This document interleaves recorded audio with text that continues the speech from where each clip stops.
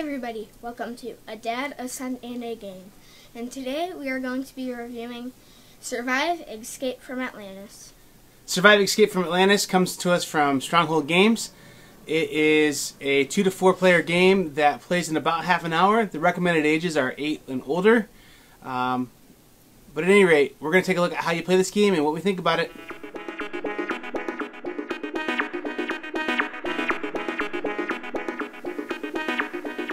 Okay, so Survive Escape from Atlantis, that's the name of the game here. Here's how you play the game. I have kind of like a quarter played out game here set up already. And I'm going to explain the whole point of this game are to get these people that you place, the setup phase, you place these people on the island. The island has 3 different types of terrain. And you place these people on this island. And the idea is that after you place these people, you're going to start playing a series of turns where you do the same thing over and over again with the objective of trying to get people from the island that's sinking, to these safe islands over here in the corners of the board.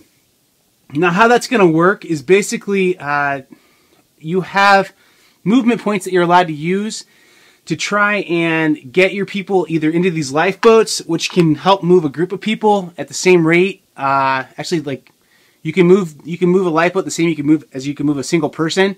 So you can load it up with 3 people and move 3 people at the same speed you'd be able to move a single person. So those are going to aid you getting people onto the shores of the safe beaches. Or you can just have the guys swim for it and try and get over. But at any rate, the turns basically are going to have the same 3 steps over and over again, which are flip a tile over, which I'll talk about in a second, and then move your guys up to 3 spaces, or 3 guys 1 space, or 2 guys, a combination of 3 spaces. You get 3 total movement. And then after you do that, you roll a die, and the die is going to help you kind of command the creatures that are in the ocean. So an example of a movement would be this yellow guy is going to go 1, 2, 3 and try and get to this island over here. Or if we had a lifeboat here, we could try and go 1, 2 and get a couple of these guys onto this lifeboat and then move the lifeboat towards the shore 3. So that'd be an example of a legal move as well. Or you can move 3 people 1 single space. So 1, 2, and this guy over here is going to go 3. I'm not sure why you'd want to do that move, but you can break up your movement to as many people as you want. A total of 3 spaces total. Now that seems pretty easy, but there's some things that are going to happen here that are going to make it more difficult for you. Like I said, you flip a tile at the beginning of the game. There's 3 types of tiles. There's these sand tiles, which are, it's real nifty how they did this in the game. They gave you varying thicknesses of tiles, so you understand which one's like closest to being sunk, which one's the next closest to being sunk, and which one's the highest ground. Because they're actually physically different thicknesses, so you can feel the different thicknesses of the tiles. Well, these sand tiles are obviously the lowest. So what I would do on my turn is I would pick one of these sand tiles, any of them. It could even be occupied. So I'd pick this occupied sand tile if I was a yellow player. And I would drop him, okay? I would drop that guy in the water and flip this tile. Now, this tile has a red background on it. A red background means stop, hold up. You aren't going to do anything immediately with that. You're going to hang on to this tile. And you're going to use it like a card out of a hand or a hand management type game and play that power later. And there's different kinds of red tiles that can do different things. So this one says move an empty rowboat up to 3, or lifeboat up to 3 spaces. And this red tile is one that you hang on to as well. With the red, don't play it yet kind of thing. But it's move the sea monsters, which are these guys here. They're trying to eat people up to any unoccupied space. And this tile makes you shark proof. This one lets you move a whale wherever you'd like to move. And I'm going to go ahead and real quick put a picture up of all of these for you. So again, this one makes you move the whale. This one makes you shark proof. This one lets you move the sea monster wherever. This one lets you move lifeboats wherever. And then there's this dolphin tile as well. The dolphin allows you to, when you play it, it's again one of those tiles that you hang on to and play it when you'd like. It allows you to move a person up to 3 extra spaces because they had a helpful dolphin let them grab their fin and pull them to safety.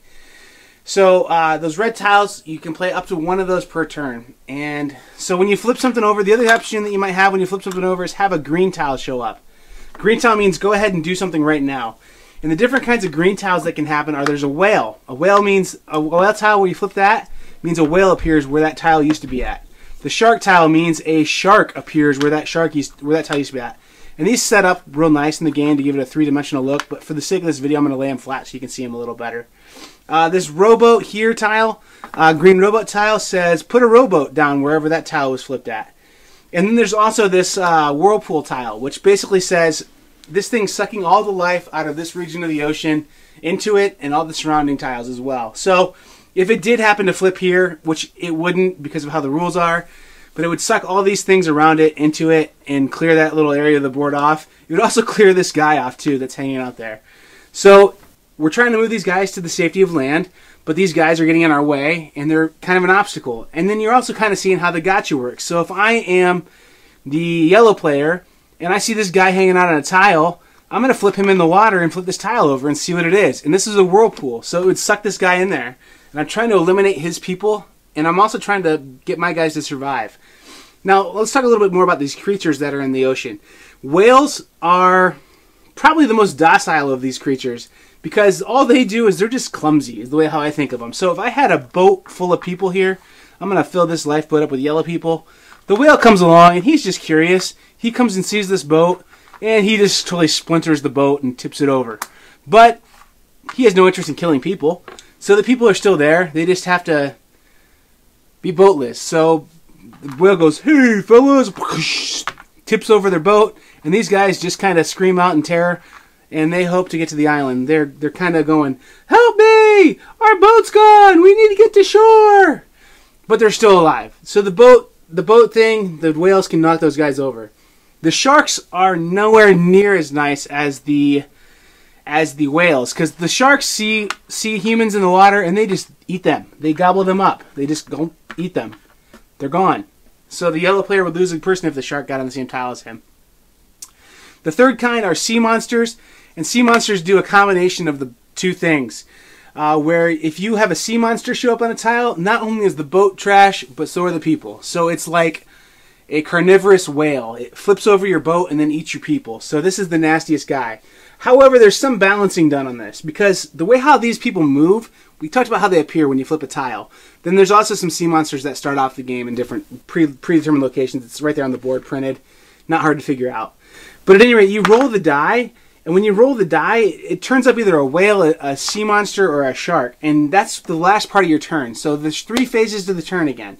Flip the tile, move your people, roll the die, and then resolve the die. So the die says whale here. Well, the whale can move up to 3 spaces.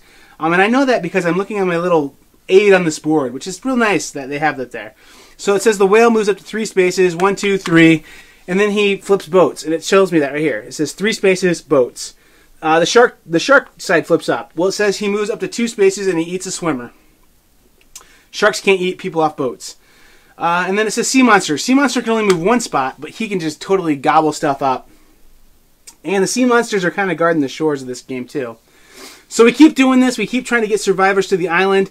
There's one other catch to these survivors. These guys are not worth equal values. So on the bottom side of them, there's a number. This guy has a 2 on the bottom of him. So that means when he survives, he's worth 2. And this guy's worth 3. And this guy is worth 1. This guy's worth 6. So the way how I think of this is like, you know, a 2 is a pretty valuable person. It's a lawyer. We're going to need that for our new society. The 3 is also a pretty valuable person. It's like a nurse. But the 6s are the teachers. We definitely need teachers in our new society. I'm definitely biased towards teachers, as I am one. But at any rate, there's different values to these people. And so whoever has the most points when they finish, and I'm just joking. All professions have value, that's for sure. But thank a teacher if you ever had a teacher impact your life. Anyway, whoever has the most points on their islands on the corners here at the end of the game is the winner. The way how we know the game's over is not when the last tile flips, but when we flip the magic volcano tile here. Now, isn't that pretty cool that I was able to flip that one over on my first try? That's the magic of stacking the deck. So the volcano flips over, and when the volcano flips over, it's like a Pompeii kind of, hey, we're all done. The archaeologists can come find us underwater in 1,000 years, and whoever survived, good for them. Otherwise, bummer. So that's how you play the game. It's actually a lot of fun, and we'll get more into what our feelings are about this game. But that's just roughly how the game works. Let's see what Luke and I have to say about it. So that's how you play the game roughly. Well, what do we think about it? Luke, go ahead. Give us your thoughts on it first. I think it's a really fun game overall because it's easy to learn and there's only like 7 rules total. But it's also great for families because, I mean, it kind of connects to the easy to learn part because you could probably teach a pretty young kid how to play this. And then also it's fun. It's just fun because it's not too long but it's not too short and the board's always changing. But the only thing that I don't like about this game is the island tiles don't match the board at all. Because I feel like the island tiles are very realistic, but also the board is kind of cartoonish. Cool. So your points were basically that you think it's a good game because it's easy to learn, and you think families could play it all together because almost everyone in the family could learn it. And it's fun because the board's always changing, things are always a little different. Okay, but you kind of have a problem with the tile conflicts with the board a little bit. And I can see what you're saying there. Like, the vegetation on the little corner islands is totally different than the tile vegetation. I get that. So I can see what you're saying there. I didn't really think about it until you said something about it, but I get what you're saying. Okay, so what do I think about it? Well, I think this game's really a home run for families as well. It's a lot of fun, and like he said, it's super simple. There's 3 steps in the process that happens over and over again. You flip a tile over, and then you deal with what happens with that tile being flipped over. Then you move up to 3 spaces with as many people as you can, and then you roll a die. So if you can do those 3 steps over and over again, it's pretty simple. So essentially, the choices that you make are which tile, where do I want to move people, and then you roll a die and make the die do something. So a little kid, like I'm talking 5, 6 even, probably could do those steps, and then they would need a little guidance on knowing what happens when you flip over the, red shark tile or something like that. So they're not going to be competitive at it, but a little kid, this might be a great foray into games like this, that they can pick this game up, and it can be like one of the first games that they ever play of this style, hobby type game. So this would be like, this would be an excellent fit for your family if you had a kid Luke's age that was playing some of these more complex games that he and I have reviewed, and the littler kid is like, I want to play too. This would be a great I want to play too game to get people involved in it. So this is for you if you have a family with younger kids that you want to get involved in gaming. It's also for you if you like that gotcha thing. This is one thing Luke kind of missed, but I think he'll agree with me on it. Is one thing that really adds to the fun on this game is that you just get each other. You flip a tile over and someone else's people are on it, and they get gobbled up by a shark. And the kind of fun about it too is it's easy to get revenge on people. So you kind of got to be careful who you tick off and who you don't tick off, and at what points you tick people off, and so that way people don't, splinter your boat with 3 people in it, and you're 6, 5, and 4, or something like that, So it's just really fun though to be able to be like, oh man, I got you. You burnt a little bit, and no hard feelings on it. I mean, usually we get, oh, you got me. It's not a big deal. This is one that, ready? It's wife approved or mom approved. She likes this game. When I say we're going to play a game, or I'd like to play a game, this one is almost always mentioned as, what about Survive? So she doesn't ever mind playing this game. She thinks it's really good and really enjoys it. And I think when we get to Luke's final ratings on it, he's going to say he really enjoys it too. This one we've had since Christmas or so, and it's hit the table as much as anything else. The components on it are really nice. The different thicknesses of tiles are really cool. This game's not for you if you're a hardcore gamer and you want a game that has an airtight theme on it and is fair and doesn't have luck. I mean, this has some luck involved into it. It has, it's just a fun game. And it's a game that, you can't mathematically calculate, X plus 2 over Y is going to resolve with B, or something, and graph out your probabilities and chances of winning. But this is a game that you can just sit down and kind of casually play with people and have fun. So I can definitely see hardcore gamers sitting down with this and saying, "Ha, the existence of Atlantis is specious, much less there were survivors. I mean, like, it's just a zany game that's a lot of fun. So, anyway, final thoughts on it, Luke. What do you think? It's a great game. Let me just tell you that. On a number scale... Yes, number scale. Give us a number. I would probably give it an 8. 8, and that calculates for it being for families and for yourself. Yeah. Cool. Just because it's a fun game, and it's more fun than an average game. I would say, if I'm going to put a number on this, I can't do it with one number. As a gamer, I like this game at about a 7.5. It's a good game. But if I was going to say what this game is for my family, as a family, it's really high. It's an 8.5 or 9 because we've played this a lot and enjoyed it.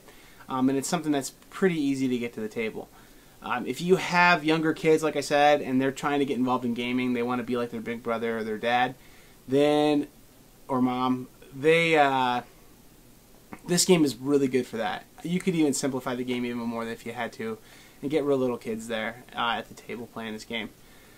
It's not for you probably, though, if you're a hardcore gamer. I mean, it could be for you if you're a hardcore gamer. I know a lot of hardcore gamers kind of like this game. The other thing, too, is this is a really old game. This game's like 30-some years old now, 31 years old probably going on.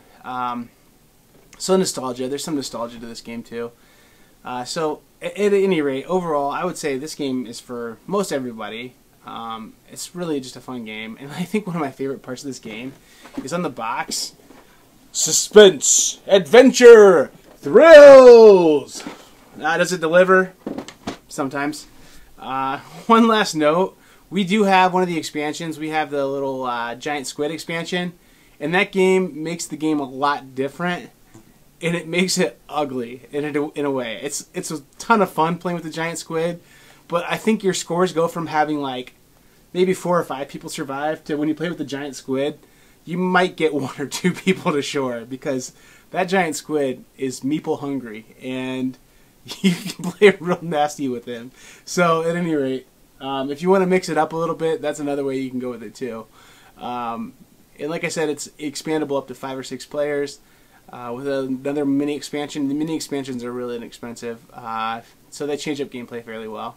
I think there's 3 of them out right now. There's the Dice and Dolphin expansion, the extra players, and then the Giant Squid. So, I guess that's really about all I had to say. You have anything else you'd like to say? No. That's it? So overall, give it a good rating. Yeah. If somebody had like a $30 Amazon card and was looking at a game, would you say get this one? If they had a family?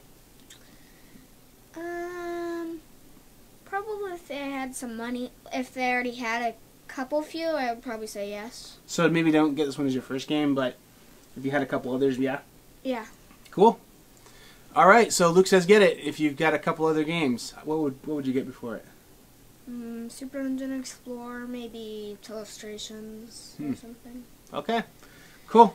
All right, well, hey, thanks for the ongoing support, guys. And if you would subscribe to us, we still have that ongoing. Once we hit 100 subscribers, we're going to give you a top 10 thing going. So, I just itched my nose, and Luke itched his ear. Let's get our itches out right now. All right, see ya. Thanks for watching us itch our faces, I guess. Maybe that got edited out. Maybe not. I don't know. Maybe we need to start a new one. Maybe a series called Us Itching Our Faces. Yeah, that would be good. Good idea.